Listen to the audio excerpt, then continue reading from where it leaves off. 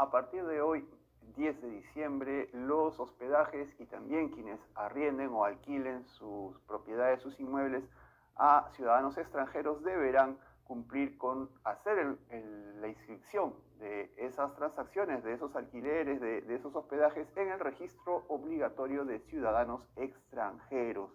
¿Qué es lo que se busca con ese registro? ¿Cómo es que se debe cumplir con ese trámite establecido mediante normas legales? Vamos a conversar al respecto con el señor Carlos Chueca, gerente general de la empresa Inquilinos Morosos. Bienvenido a Andina al Día, señor Chueca, tenga usted buenos días. Señor Gutiérrez, muchas gracias por la invitación. Bien, le agradeceremos pues nosotros y también nuestra audiencia informarnos, darnos un poco un panorama respecto a esta medida que desde hoy tiene que cumplirse. Para empezar, ¿qué es lo que se busca con ese tipo de registros desde su punto de vista?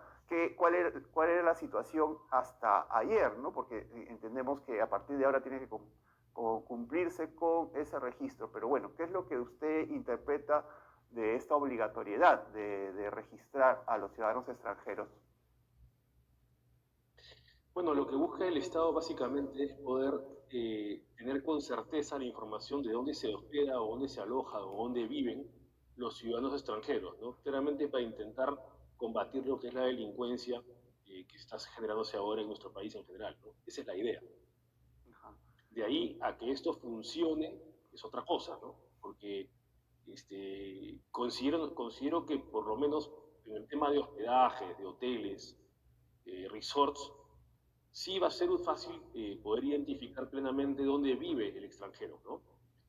Sin embargo, en un contrato de arrendamiento, donde la mayoría de los arrendamientos son informales en el Perú, donde la mayoría de personas no paga impuestos con relación al tema de arrendamientos, donde la mayoría de personas no inscribe el contrato en algún registro, va a ser difícil poder identificar plenamente dónde vive el extranjero y demostrar que efectivamente es un arrendamiento, ¿no? Al no haber un contrato escrito o poder identificarlo, ¿no? Claro, y tomando en cuenta también la situación de muchos migrantes, sobre todo de aquellos que han llegado en tiempos recientes, procedentes de Venezuela, es gente que ya dejó, ¿no? su lugar de origen y definitivamente pretenden pues establecerse temporal o por un tiempo aquí en Lima y su único punto de ubicación va a ser precisamente aquel inmueble que están arrendando, ¿verdad? Eso también presentaría dificultades como para rastrear la procedencia de esta gente, ¿cree usted? Sí, sí, también. Aparte, tomemos en cuenta que muchas personas lo que hacen es alquilar, por ejemplo, habitaciones en su inmueble, ¿no? O sea, yo soy el dueño de una casa, por ejemplo, y alquilo habitaciones, ¿no? Entonces, allí, claro, firma el contrato de arrendamiento una sola persona, pero pueden vivir tres, cuatro o cinco, ¿no? Entonces, imaginemos que la policía, no sé cómo, porque el procedimiento no lo indica claramente, la norma tampoco, ingrese a verificar ese inmueble y ver quiénes son los inquilinos. El inquilino va a ser el que ha firmado el contrato de arrendamiento, si es que se lograse ubicar. Pero los demás podrían ser simplemente visitantes que están visitando a un pariente o a un amigo. Entonces, va a ser difícil poder identificarlo, sobre todo en el tema de arrendamientos, ¿no? Y con respecto al trámite en sí, la persona que arrienda un inmueble y qué es lo que tiene que consignar en este registro, cuál es el trámite que hay que hacer para cumplir con llenar lo que ahora pues es obligatorio. Sí, el registro ya lo hemos visto el día de ayer, ya se publicó. El procedimiento que sí que es gratuito, no tiene costo. En la parte superior hay que colocar los datos del propietario o del arrendador en este caso, ¿no? Básicamente nombres completos, documento de identidad. Aunque hablan de RUC, solamente, ojo, en el tema de arrendadores hay que tener cuidado con ese rubro. Y en la parte inferior se indica todos los datos del extranjero, es decir, nombre completo, documento de identidad, el contrato de arrendamiento se indica desde cuándo hasta dónde termina, básicamente eso, ¿no? Son datos principales. Y la calidad migratoria también hay que verla con el documento. Eso se envía por una página web y ya está automáticamente registrado, ¿no? En el caso de los hospedajes, ¿no? Hoteles, hostales, estas casas que dan pues albergue, ¿no? Hospitalario.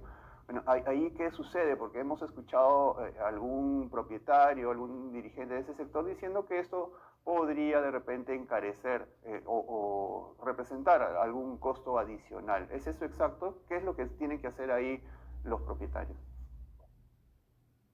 No hay un costo adicional salvo el tema de copiar en la página web los datos, ¿no? No creo que eso genere una subida de precios y mucho menos a los extranjeros para nada, porque es un procedimiento súper simple además, no es nada del otro mundo. Pero yo creo que el problema de la norma es que no se va a poder identificar plenamente a los extranjeros o inquilinos extranjeros, porque, como le digo, no hay contrato de arrendamiento generalmente en el Perú. Hay muchas personas que no usan el contrato de arrendamiento, sino tienen un contrato verbal, ¿no? Y muchas personas también no pagan el impuesto. Y esa es una base importante donde uno puede identificar plenamente cuáles son los arrendamientos en el Perú, ¿no? Recordemos que los propietarios tienen que pagar un impuesto, que es el 5% del monto de la renta, y ese pago es mensual, ¿no? Y ese pago evidentemente se hace a SUNAT, ¿no? Esa base de datos va a estar disponible seguramente, pero también podría ser una invitación a que una persona no pague el impuesto para que no sea identificado también. Entonces hay que tener cuidado con lo que se está proponiendo, sin contar además que el procedimiento para poder ingresar a un bien o un inmueble y ver que esa persona vive ahí o que ese extranjero vive ahí, va a ser complicado, no va a ser sencillo. Así es, ya eso implica pues otro tipo de movimientos, de procedimientos, señor Chueca. Y bueno, y igual hay que cumplir con la disposición porque está establecida pues normativamente. ¿Qué es lo que va a pasar con aquellos propietarios, aquellos dueños de inmuebles arrendados o de hospedajes que no cumplan con este registro? Bueno, hay sanciones pecuniarias contra ellos que pueden llegar hasta los 10.000 soles por multa, ¿no? Entonces, hay que tener cuidado también, evidentemente, como usted bien dice, hay que cumplir la ley, evidentemente, eh, a merced de lo que se diga, pero también hay que tener en cuenta que la consecuencia inmediata o los beneficios que puede dar esa ley con relación a lo que se busca, que es identificar plenamente a extranjeros en el Perú, considero que con relación a los arrendamientos específicamente no va a ser muy útil, ¿no? Porque no va a haber una forma de poder identificar claramente quién es inquilino y quién no, quién está de paso y quién no, ¿no? En cambio, en el tema sí de hoteles, resorts, albergues, como usted bien mencionó, hostales, sí va a ser más fácil poder identificarlos, ¿no?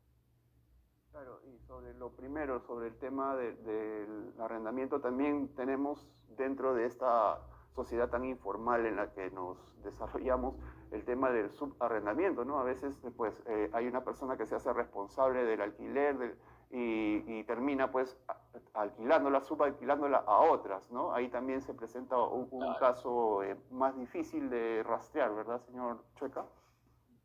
Sí, también. Y tomemos en cuenta ahora, por ejemplo, que en arrendamiento tenemos varias leyes de arrendamiento, ¿no? Y una de las que ha salido ahora último es la ley del desalojo notarial, ¿no?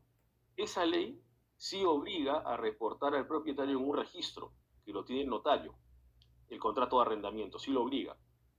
Pero ojo que ese también sería una base de datos que el Estado podría utilizar para poder identificar arrendamientos. Pero esos arrendamientos generalmente son a personas que pagan una renta cara. ¿Por qué? Porque el procedimiento de inscripción es carísimo, no es barato. Entonces, ahí estamos abarcando de repente un rubro o un ámbito que no es, digamos, tan lógico de investigar, ¿no? A lo mejor, ¿no? Eh, y después tenemos otras leyes que, por ejemplo, la ley de allanamiento futuro, que es una ley que colabora que el desalojo sea más veloz, pero que ahí sí no es obligatorio inscribir en registros, por ejemplo, el contrato de arrendamiento. Entonces, al final, lo que pasa es que podría suceder que el propietario se desanime en usar la ley de desalojo notarial porque le va a traer un problema de poder identificar plenamente al inquilino, reportarlo en esta base de datos, ¿no? Y le va a generar un problema que podría ir la policía a investigar la casa. Entonces, hay que tener cuidado con lo que se dice, ¿no? Y aparte, tomar en cuenta que los recursos del Estado no creo que sean utilizados para perseguir, hacer un seguimiento a alguien para identificar dónde vive, con quién vive, cuánta gente vive, ¿no? Y además lo que usted dice es subarrendamiento también, ¿no? Y tomar en cuenta que, por ejemplo, yo soy una persona que estoy casada y tengo dos hijos, por ejemplo, mis dos hijos de repente mayores de edad, y usted es el propietario de un inmueble. Entonces, yo con usted firmo el contrato de arrendamiento, pero lo firmo solamente yo. no lo firma mi esposa, no lo firman mis hijos, ¿no? Entonces, el arrendamiento en sí es conmigo. Entonces, ahí habría que ver cómo se va a regular. Si se va a regular a todos los habitantes, porque se habla de arrendamientos, ojo, se tendría que poner los datos de todos, pero el inquilino es quien firma el contrato solamente.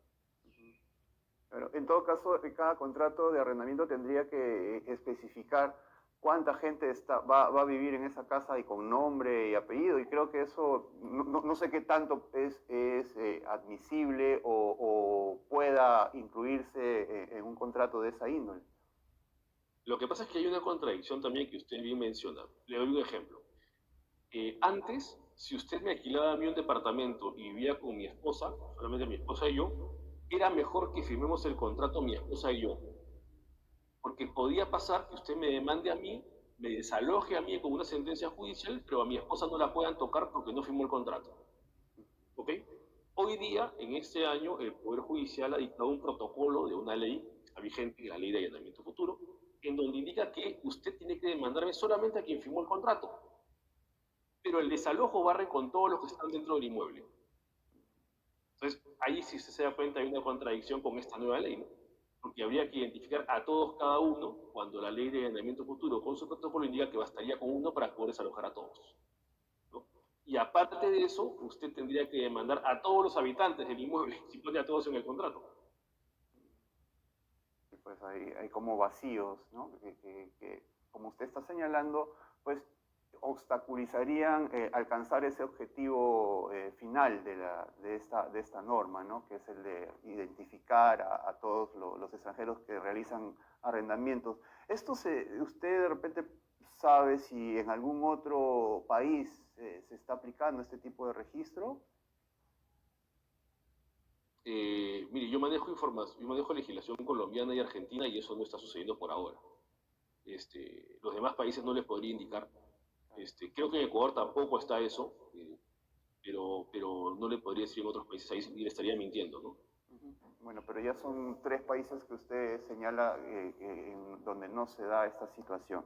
Y con respecto Sí. a la morosidad, señor Chueca, y bueno, aprovechando pues que usted está a cargo pues de una empresa que más o menos ve este tema, qué tanta morosidad se puede identificar entre los migrantes, ¿no? Entre la gente extranjera que ahora arrienda inmuebles en nuestro país? ¿Es significativo el porcentaje? ¿Ha aumentado o es similar al de los inquilinos morosos peruanos?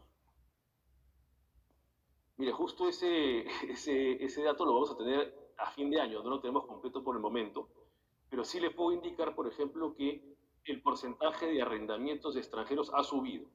Hoy día son más. Ya prácticamente llegan al 14-15% de los arrendamientos que hay en el Perú.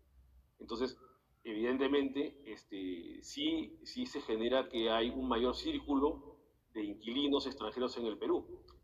Probablemente la morosidad también haya subido, evidentemente, por un tema de cantidad de personas, ¿no? Pero ese dato yo me comprometo a dárselo a fin de año, porque todavía no lo hemos terminado y no quisiera darle una cifra que no sea concreta, discúlpeme más bien. Muy bien, señor Chueca, seguramente volveremos a conversar pues sobre estos temas, ¿no? Y ya no solamente desde el punto de vista de este registro, de esta legislación que, bueno, tiene una intención de monitoreo, de vigilancia de la seguridad ciudadana, sino también del tema en sí, que es del arrendamiento y la morosidad existente en nuestro país, siempre un problema para los propietarios. Muchas gracias por estar en Andina al Día. Muchas gracias por la invitación. Hasta luego. Bien, luego de esta entrevista sobre el registro obligatorio de ciudadanos extranjeros que desde hoy es obligatorio cumplir, pasamos a una pausa.